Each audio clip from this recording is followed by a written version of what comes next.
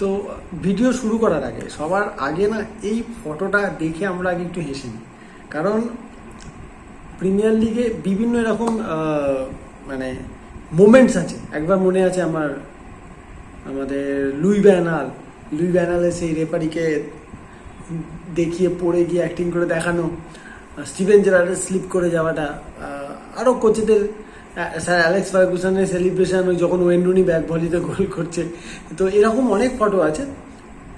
ক্লপের কিছু মোমেন্টস আছে। কালকে পেপ গার্দিওলার যে এই যে ফটোটা, যে রিয়াকশানটা, ভাই মানে সিরিয়াসলি এখন ফুটবলের ভগবান বা ফুটবলের দেবতা বলে যদি কেউ কিছু হয়, সে এখন পুরোপুরি পেপ গার্দিওলার সাথে। কারণ জাস্ট ইম্যাজিন করুন আর জাস্ট ভাবুন একবার, এই সময় আর্সেনাল আর আর্টেটা ওদের উপর দিয়ে কী যায়, মানে এখনও জানি লাস্ট ম্যাচ বাকি, ওয়েস্ট হ্যাম একটা অঘটন ঘটাতেই পারে, বাট ফুটবল লজিক অনেক কিছু হতে পারে। বাট আমার মনে হয় না ফুটবলে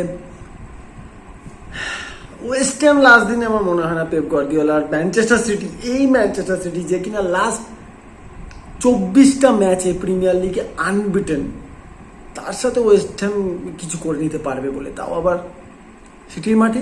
আমার মনে হয় কি এথিহাডে কি। তো ইউনাইটেডের আরেকটা রেকর্ড ভেঙে যাবে I think Sunday, that is 3টে কনজিকিউটিভ প্রিমিয়ার লিগ জেতা।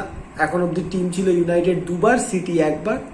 কালকে City will become the 4th consecutive champions of English Premier League. আর এটার সাথে কোথাও না কোথাও এটাও অলমোস্ট এস্টাবলিশ হয়ে যাবে যে পেপ গার্দিওলার Manchester City is the best football playing club in Premier league.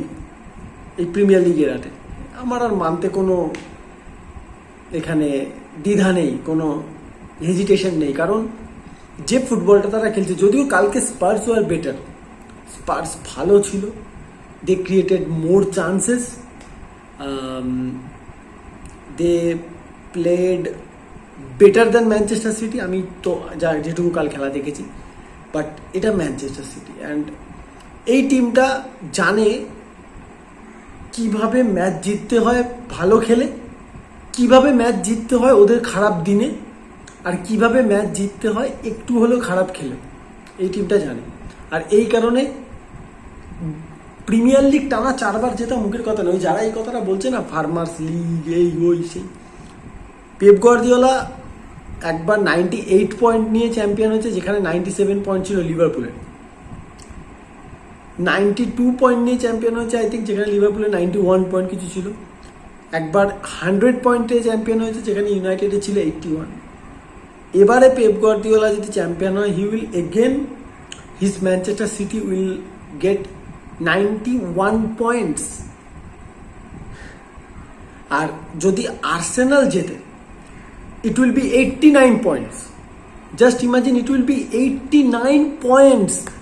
আর্সেনালের যে ইনভিনসিবল মনে আছে 2003-04 আই থিঙ্ক, দ্যাট টিম, যে টিমটা প্রিমিয়ার লিগে হারেনি, 0 লসেস, সেই টিমটারও এত পয়েন্ট ছিল না যেটা আর্টেটার এই টিমটা করেছে। লাস্ট সিজন যখন আমি আর্সেনালকে নিয়ে ভিডিও করছিলাম, তখন আমি একটা কথাই বলেছিলাম যে আর্সেনালের এই টিমটা আরও বেটার হবে, they will get more and more experience and they will be more and more better.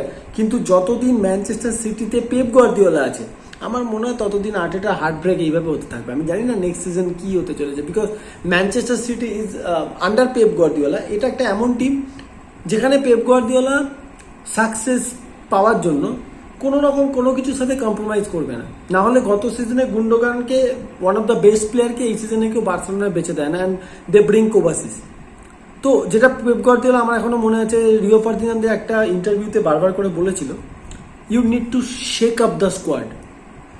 এখানে সেটাই সে করে দেখাচ্ছে। দেখুন নেক্সট সিজনও I think Grealish will be gone. Already তারা গ্রিলিশ থেকে সরে এসছে প্ল্যানিং থেকে। পেপ গার্দিওলা বলে দিয়েছে যে গ্রিলিশকে আমি টাইম দিতে পারবো না, he has to do within this days. মানে যখন তুমি ট্রেনিংয়ে আছো তার মধ্যে তুমি করে দেখো, কারণ তোমাকে আমি 3-4টে ম্যাচ কন্টিনিউ খেলাবো, কবে তুমি ফর্মে ফিরবে তোমার জন্য টিম ওয়েট করবে না। সো মেন্টালিটিটা দেখুন, টিম আগে, তুমি কত বড় প্লেয়ার হও, তোমার কত ট্রফি আছে ওসব ভেবে লাভ নেই। তুমি টিমের জন্য সুটেবল হচ্ছ কিনা, ফিট হচ্ছ কিনা সেটা জানতে হবে। So Pep Guardiola next season আরও বেটার প্লেয়ার আনবে।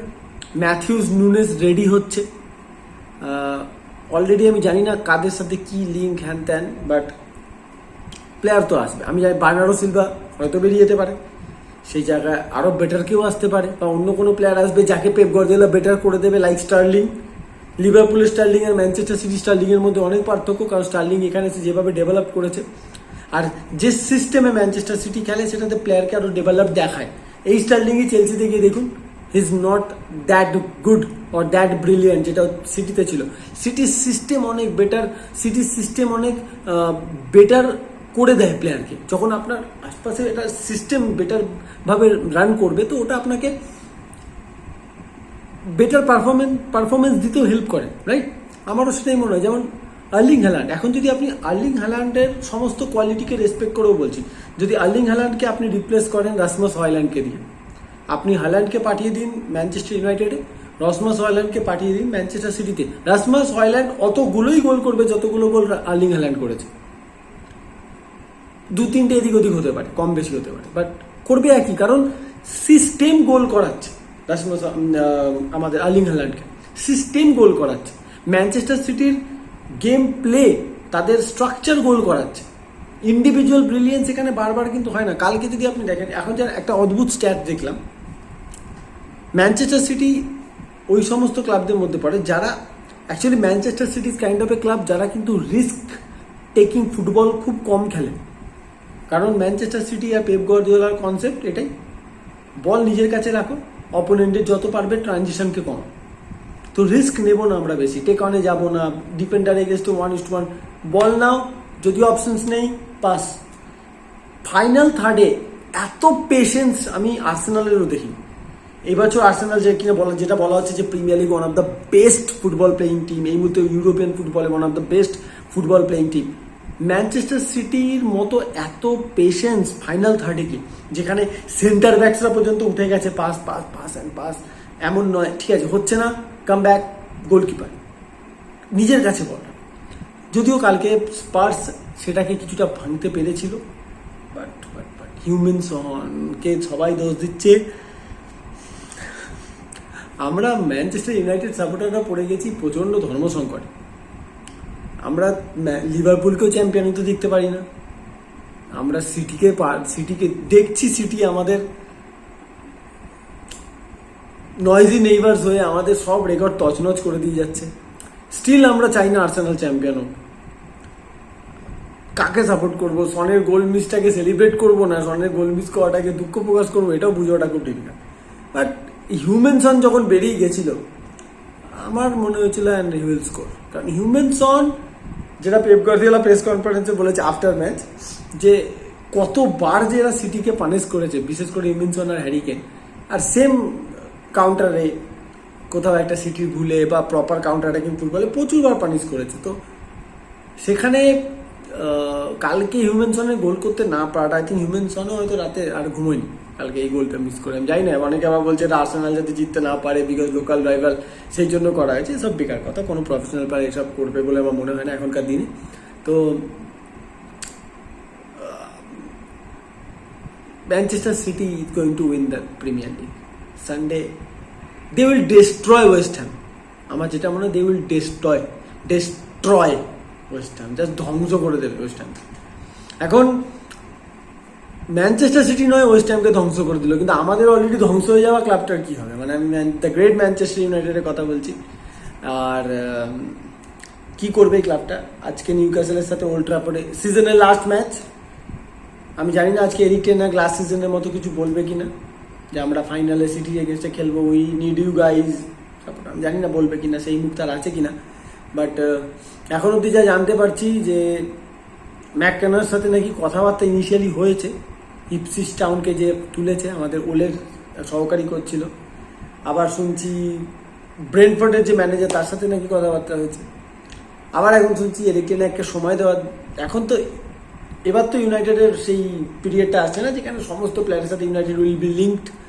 যদিও আমি জানি না ইনিওস কী করবে, স্যার জিম র্যাটক্লিফ কী করবে, কোনো কি ট্রান্সফার পলিসি হয় সেটা এবার আমরা দেখতে পাবো। বাট আজকের ম্যাচে কি হবে? নিউক্যাসল ওল্ড ট্র্যাফোর্ডে will they destroy Manchester United, নাকি এমনি ডেস্ট্রয় হয়ে গেছে ভাই?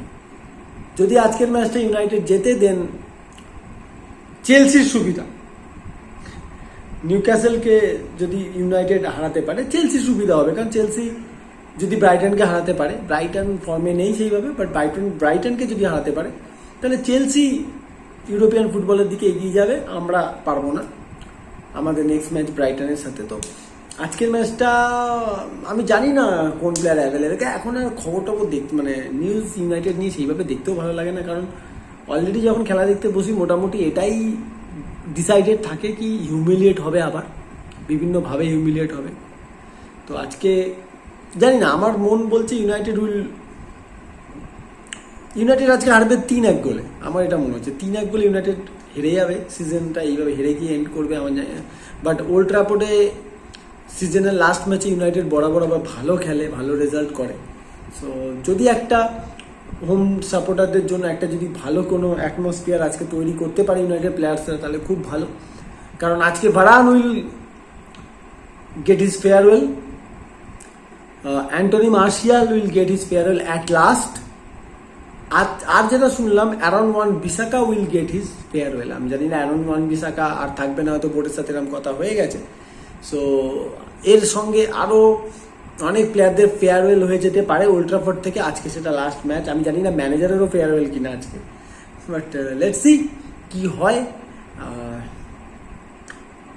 সবার লাস্টে একটাই কথা যে hard luck Arteta, but Arsenal আর বেশি দূরে নয় হয়তো উইন লিগ জেতার, কারণ মনে হচ্ছে আমার। বাট পেপ গুয়ার্দিওলা সিম্পলি, আপনি আর কিছু বলতে পারেন না, ওইসব বেকার কথা বলে লাভ নেই যে টাকা দিয়ে একমাত্র প্লেয়ার কিনে আনতেন, তো কিনতে হয়েছে না, গুয়ার্দিওলাকে খেলাতে হয়েছে, আর আপনার এদিকে ডেভেলপ করতে হচ্ছে প্লেয়ার। আকাঞ্জি, নাতানাকে, এরা তো বড় কোনো ক্লাব থেকে আসেওনি, ডটমুন্ড, এদিকে আপনার সাউথহ্যাম্পটন, এইসব ক্লাব থেকেই তো এসছে, বর্নমিউথ, এইসব ক্লাব। তাদের এদেরকে সিস্টেমে ফিট করা, তাদেরকে সেই লেভেলে ডেভেলপ করা, এগুলো পেপ গুয়ার্দিওলা নিয়ে অন্য একদিন আলোচনা হবে। But premier league is almost Manchester সিটিজ। এবার ম্যানচেস্টার সিটির মানে যদি না ওরা যদি হেরে যায় তবে এটা আর্সেনাল জিততে পারে, otherwise Manchester City is the champion. So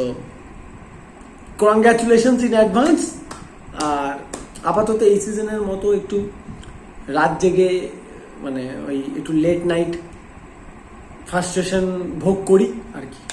দেখা যাক, চলুন, বলা যায় না, যদি একটা কিছু সারপ্রাইজ থাকে। যতই রাগ করি যাই করি, United we love Manchester United, না তাই না গাইজ? তো চলুন, বাই, পরের ভিডিওতে আবার দেখা হচ্ছে।